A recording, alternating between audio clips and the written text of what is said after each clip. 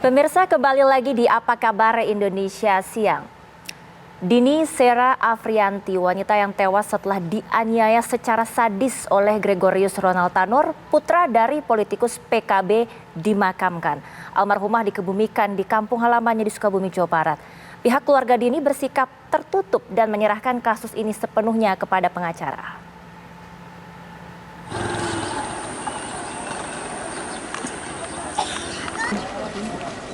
Inilah momen ketika keluarga Dini Sera Afrianti bersiap memakamkan almarhumah di kampung halamannya di Kampung Gunung Guru Kirang, Desa Babakan, Kecamatan Cisaat, Kabupaten Sukabumi, Jawa Barat.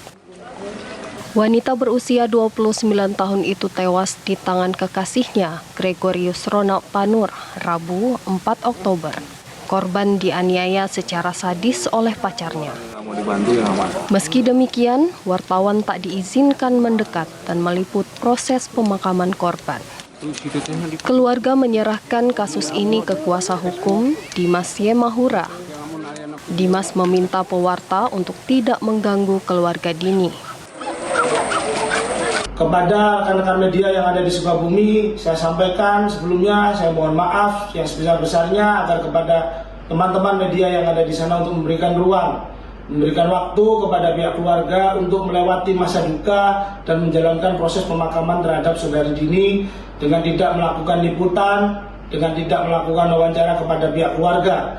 Karena pihak keluarga memberikan kuasa kepada kami, tim kuasa hukum, silakan kepada teman-teman media untuk melakukan wawancara langsung kepada tim kuasa hukum.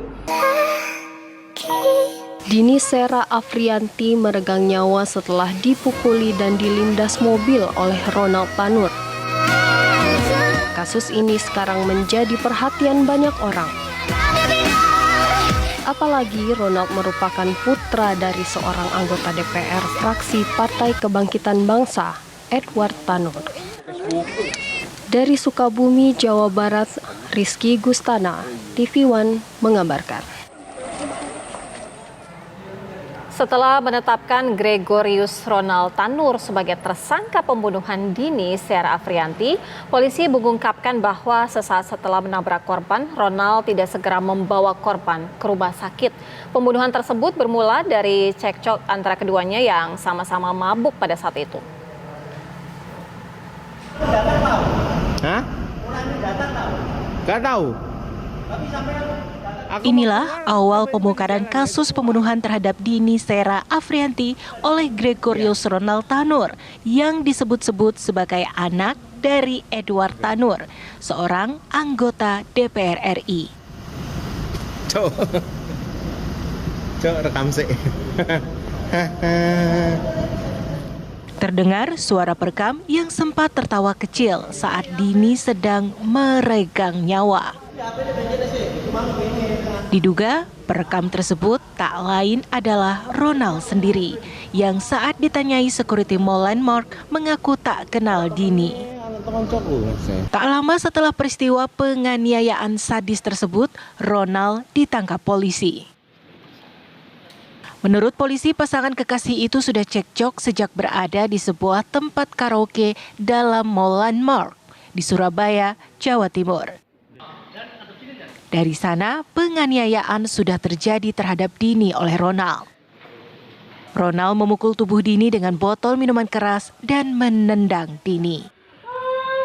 Saat turun ke Rubanah tempat parkir mobil, korban yang bersandar lemas di mobil Ronald dan sedang mengirim pesan kepada seseorang melalui ponsel dilindas hingga terseret 5 meter ke dekat pintu keluar Rubanah. Saat itu nampak korban masih hidup, namun Ronald memperlakukan korban bak sampah. Korban akhirnya tewas disebabkan luka penganiayaan yang terlalu parah. Kemudian korban DSA berduduk sandar pada pintu sebelah kiri. Jadi posisinya duduk di sisi sebelah kiri dari pintu mobil. Dan saksi GR saat itu memasuki mobil pada posisi driver pengemudi. Selanjutnya mobil dijalankan oleh saksi GR dari parkir belok ke kanan dari bagian belok kanan, sedangkan posisi korban berada di sisi sebelah kiri penduduk, sehingga mengakibatkan korban terlindas sebagian tubuhnya dan terseret sejauh 5 meter kurang lebih. Pada hari Selasa tanggal Polisi kini menjerat Ronald dengan pasal 351 KUHP dan pasal 359 KUHP. Anak anggota DPR RI tersebut diancam hukuman maksimal 12 tahun penjara. Dari Surabaya, Jawa Timur, Zainal Azhari, TV One mengabarkan.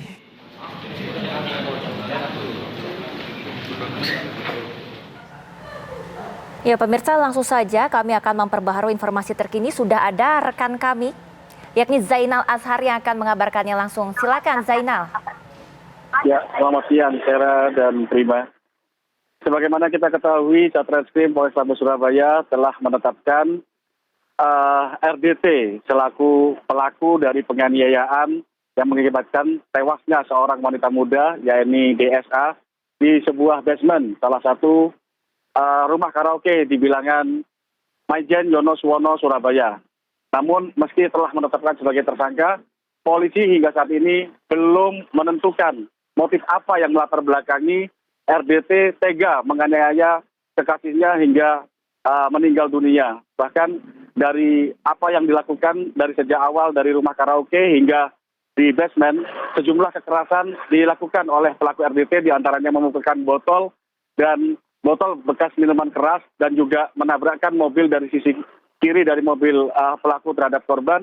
Hal ini yang menjadikan sejumlah ukuran dari Polrestabes Surabaya belum menentukan apa motivasi dari pelaku. Dan juga dikarenakan dari kedua belah pihak, baik pelaku maupun korban, dalam kondisi mabuk berat. Dan dalam pijakan hal inilah polisi masih terlihat lebih hati-hati untuk menentukan motif apa yang melatar belakangi peristiwa tewasnya korban tersebut. Begitu, Surya. Baik, terima kasih Zainal atas laporan Anda langsung dari Surabaya, Jawa Timur.